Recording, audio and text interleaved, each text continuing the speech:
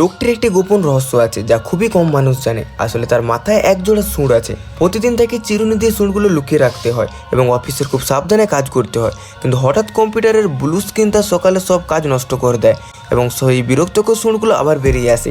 ঠিক তখনই বস তাকে নতুন কাজ দিতে আসেন।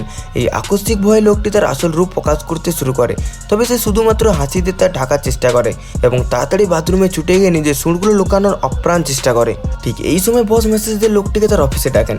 লোকটি এক হাত দিয়ে তার সুঁড় চেপে ধরে বসে তীব্র বকাঝকা শুনতে থাকে, কিন্তু এই মানসিক চাপে তার শরীরে এক অদ্ভুত পরিবর্তন দেখা যায়। সে একটি প্রজাপতিতে পরিণত হয়।